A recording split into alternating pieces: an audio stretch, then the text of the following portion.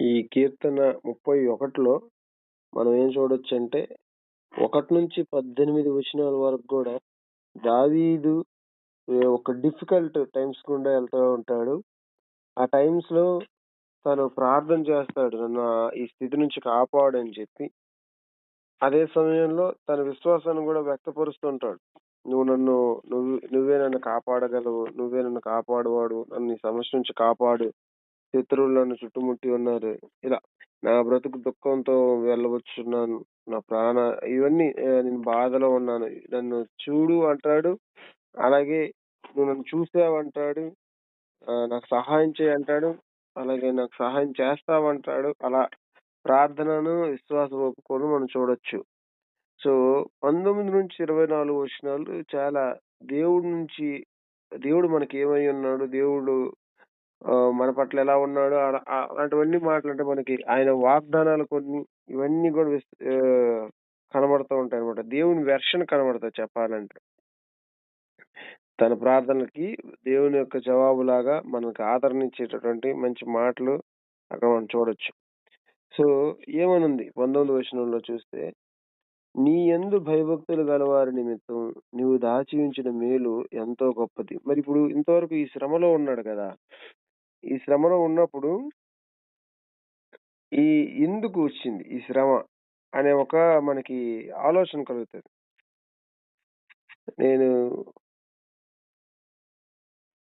Yeah! నరుల ఎదుట నిన్ను ఆశ్రయించు వారి నిమిత్తం నీవు సిద్ధపరిచిన మేలు ఎంతో గొప్పది. మరి ఏం చెప్తున్నాడంటే, నీ యందు భయభక్తులు గలవారికి, అలాగే నరుల ఎదుట నిన్ను ఆశ్రయించే వారికి ఈ శ్రమలన్నీ కలగొచ్చు. ఈ శ్రమలో నాకొక మేలుంచావు. దాని ఈ శ్రమల ద్వారా అంటే ఈ శ్రమల తర్వాత నాకొక మేలునివ్వబోతున్నావు. అందుకోసం ఆ మేలుని దాచి ఉంచావు. అందుకొరకు ఇవన్నీ అనుమతించావు అన్నట్లుగా మరి ఇదంతా గూడా నాకు ఒక మేలు జరగబోతుంది. అది నువ్వు నాకొక మేలు దాచిపెట్టావు అనేటటువంటి విషయాన్ని తను చెప్తున్నాడనమాట. అంటే మనకి ఇప్పుడు రోమాపత్రికలో ఉంటది కదా! 8:28 దేవుని ప్రేమించే సమస్తం సమకూడి మేలు కొరకు జరుగుచుంది. ఆ సమయంలో మనకి కష్టంగా కనబడతాయి. రియల్‌గా కష్టంగా కనబడతాయి. కానీ అదప్పుడే కష్టంగా కనబడదు. అది దాని యొక్క తర్వాత దాని అంతము మనకి దేవుని ప్రేమించే వారికి అది మనకు మేలు అని మనము చూడగలం దాన్ని. అది మనం జ్ఞాపకం చేసుకోవాలి. మనం ఒక డిఫికల్ట్ టైమ్స్ గుండా ఎళ్తున్నప్పుడు ఈ సమస్తం నాకు మేలు కొరకు జరుగుచున్నవని మనం విశ్వసించాలి. సో, మనుషులు కపటోపాయములు వారిని అంటకుండా 20వ వచనంలో నీ సన్నిధి చాటున వారిని దాచుచున్నావు. వాక్కలహం మాన్పి వారిని గుడారంలో దాచుచున్నావు. మరి ఆహ్, మరి మనుషుల కపటోపాయాలు వారిని అంటకుండా నీ సన్నిధి చాటున వారిని దాచుచున్నావు. వాక్కలహం మాన్పి అంటే ఇప్పుడు వీళ్ళు మనుషులు మనకు వ్యతిరేకంగా చాలా ఆలోచనలు చేస్తుంటారు. కానీ మరి అవన్నీ సక్సెస్ మరి చాలా మంది జీవితాల్లో మనం చూస్తూ ఉంటాం. ఆహ్, వేరే ఒకళ్ళ హానికి కలగడము అంటే వేరే ఒకళ్ళు పాపం వాళ్ళు ఇన్నోసెంట్ వాళ్ళకి హాని కలగడము ఇలాంటివి చూస్తుంటాం. కానీ మన వరకు అలాంటివి జరగవు యాక్చువల్లీ. ఎందుకంటే మన కొరకు మనకు వ్యతిరేకంగా చాలా మంది చాలా ప్లాన్ చేస్తుంటారు. కానీ దేవుడు మనకు ఫాదర్ గాబట్టి, తండ్రి కాబట్టి ఆయన సన్నిధి చాటున అని ఉంది కదా! సన్నిధి అంటే ప్రెజెన్స్ అని. మామూలుగా అదే దానికి ఆయన ముఖము అని గూడా వస్తదనమాట. కౌంటెనెన్స్ అని, ఫేస్ అని. ఆయన ముఖకాంతిలో మనల్ని దాస్తున్నాడంట. మో సో, ఆయన సన్నిధి నిజానికది. ఆయన ప్రెజెన్స్‌లో మనల్ని ఆయన దాస్తున్నాడు యాక్చువల్లీ. వీటన్నింటి గుండా మనల్ని కాపాడుతున్నాడు. వాళ్ళు ఏదో చేయాలనుకుంటున్నారు. కానీ అది మనకి మేలుగా ఆయన చేస్తున్నాడు. ఈ మనం ఎప్పుడైతే వాక్ కలహము మాన్పి వారిని ఇక్కడ చాలా అర్థం చేసుకోవాలి మనం. మనము కలహానికి దిక్కకుండా వాక్ కలహం అంటే గొడవలకు దిగకుండా మనం దేవుడికి అప్పజెప్పి మనము అన్యాయాన్ని సహించినట్లయితే అదే 2 కొరింథీ 6:14 ఉంటది. దీనికంటే మీరు అన్యాయాన్ని సహించడం మేలు కదా! అని చెప్పేసి.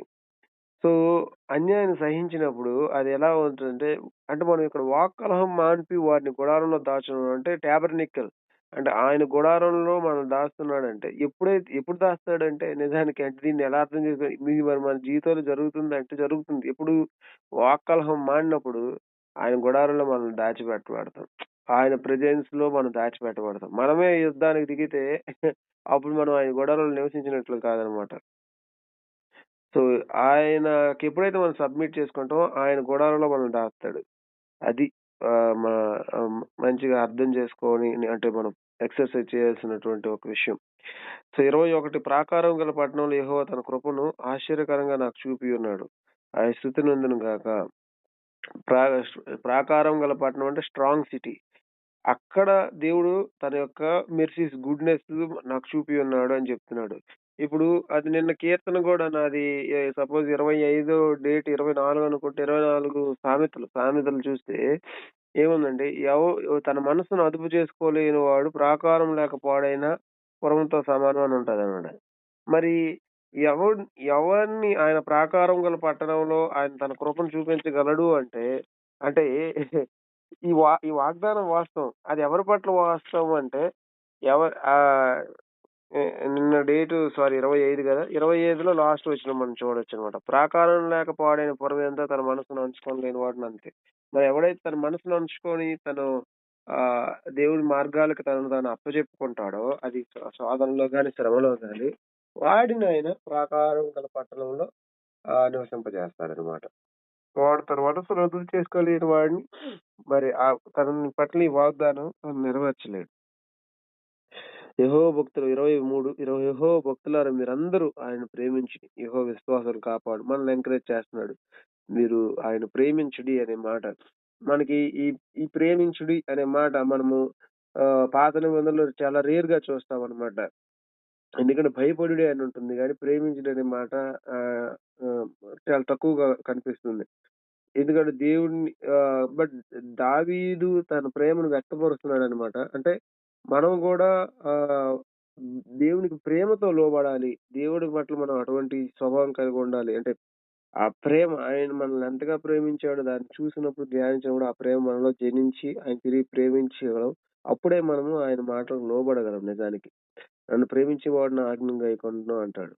సో, యెహోవా విశ్వాసులను కాపాడుతాడు. అది మనకున్న నిరీక్షణ. యెహోవా కొరకు కనిపెట్టువారులారా మీరందరూ మనసును ధైర్యం వహించి నిబ్బరంగా ఉండండి. ఇప్పుడు ఏ శ్రమలో ఉన్నారో మీరు ఆ శ్రమను భయపడక ఆ శ్రమలో మీరు దేవుడి పట్ల నిరీక్షణ కలిగి ఉండండి. దేవుడు మనల్ని కాపాడుతాడని విశ్వసించండి అని ఎంకరేజ్ చేయడం చూడగలం. అంటే ఈ మాట మనం మననం చేసుకోవాలి. యెహోవా విశ్వాసులను కాపాడుతాడు. యెహోవా కొరకు కనిపెట్టుకొని నేను ధైర్యం నిబ్బరం కలిగి ఉంటారు అని మన శ్రమలో మనం మనతో చెప్పుకొని నిలబడాలనమాట. ఓకే. Thank you. దేవుడి మాటలు దీవించును గాక. ఆమేన్.